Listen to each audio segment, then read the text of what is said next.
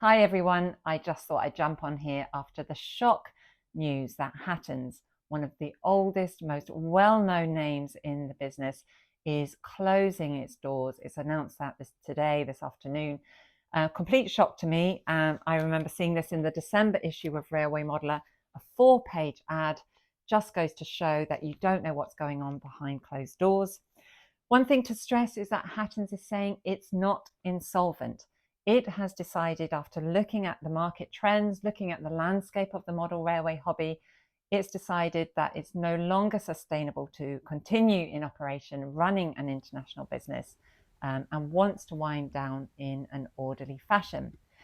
It cites things like GST, Brexit, operational costs, all of which have driven up costs over recent years. One thing that's interesting to note is that experts predict that the model railway hobby is going to grow over the next few years with an increased focus on technology in the hobby and also focus on sustainable products. But what is really impacting producers, retailers, manufacturers are two things.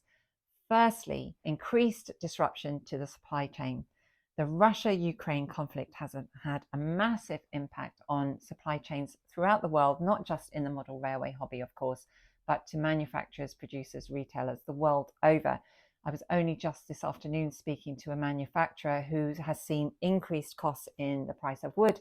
That's had a massive impact on his business. And of course, that's passed down to customers. It's one thing that even small businesses especially are struggling with. The other factor that has affected manufacturers, retailers, producers is, of course, COVID.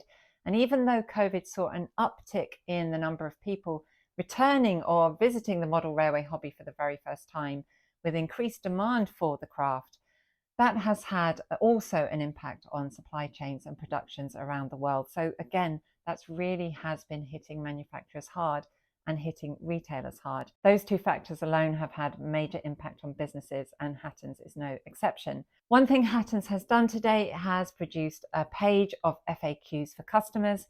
So if you is someone who's placed an order, made a pre-order, there's lots of information on their website.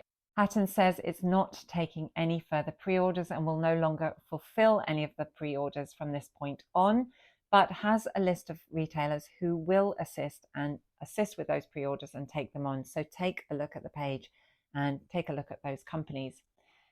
Other news here is that it's Hattons Originals, the Batch 2 Genesis coaches will be produced and released as announced. Again, more details there. The trunk is still available for use for the time being, and customers are welcome to make use of it.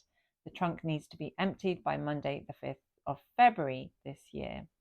The store is currently open. It's open today on Monday. It's closed tomorrow, open on Wednesday and Friday and Saturday. So again, take a look at those details on the website. Curbside pickup still in operation.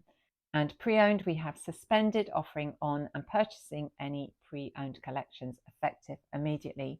So again, really important to stress that the company is not insolvent. It's just taken the decision. Very sad decision given its rich heritage and history and how it's served the people of Liverpool and the country as a whole and the model railway industry. Very sad decision, but it's just no longer sustainable to keep going given the landscape, given the market, given the declining customer numbers it has seen and the changing customer demographic.